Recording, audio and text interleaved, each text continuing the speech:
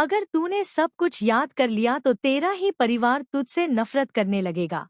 और वह आदित्य की दवाइयों में मिलाकर कुछ ऐसा करती है जिससे उसकी यादें फिर से धुंधली हो जाती हैं।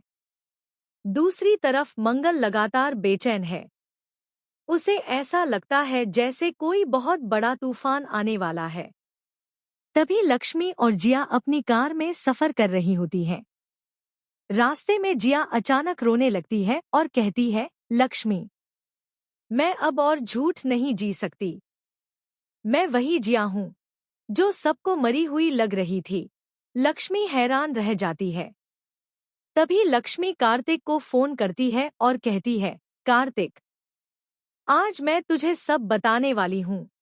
कार्तिक दूसरी तरफ फोन पर हर बात सुन रहा होता है और उसका चेहरा हैरानी और गुस्से से भर जाता है। इसी बीच अचानक उनकी कार का ब्रेक फेल हो जाता है और गाड़ी बेकाबू होकर पहाड़ी रास्ते पर तेजी से भागने लगती है। लक्ष्मी चीखती है, जिया, ब्रेक काम नहीं कर रहे। दोनों डर से कांपने लगती हैं। कार। आदित्य को अपनी पुरानी शादी की एल्बम मिली।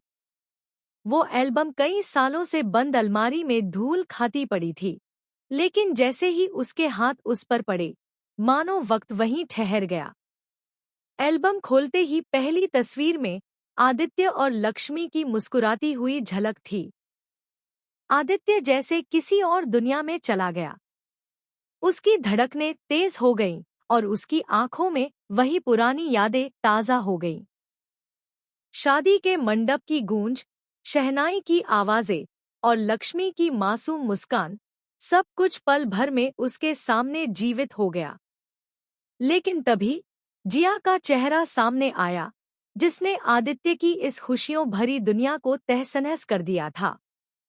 जिया ने चालाकी से लक्ष्मी का एक्सीडेंट करवा दिया था। सारा घर सदमे में था क्योंकि लक्ष्मी को गंभीर हालत में आईसीयू में भर्ती करवाया गया। मशीनों की बीपिंग आवाज और डॉक्टर्स की दौड़ भाग ने पूरे परिवार का दिल दहला दिया।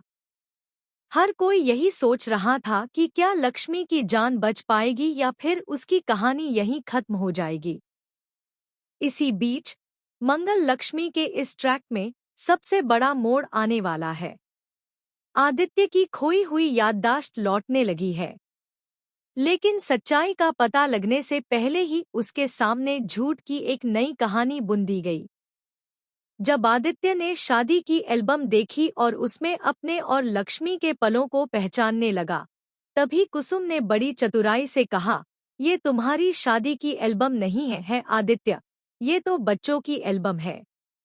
आदित्य, जो अपनी यादों की धुंध में डूबा हुआ था, उस झूठ को सच मान बैठा।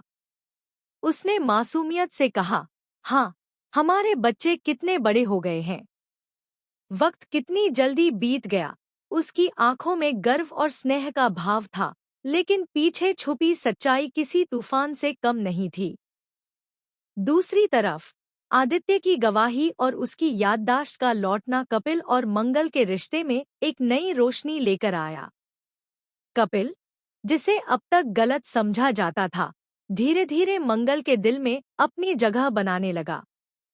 उनके बीच की गलतफहमियां दूर होने लगी। पूरे परिवार को लगने लगा कि शायद अब मंगल और कपिल का रिश्ता शादी तक पहुंच सकता है। लेकिन दर्शकों को मालूम है कि सीरियल की दुनिया इतनी आसान नहीं होती।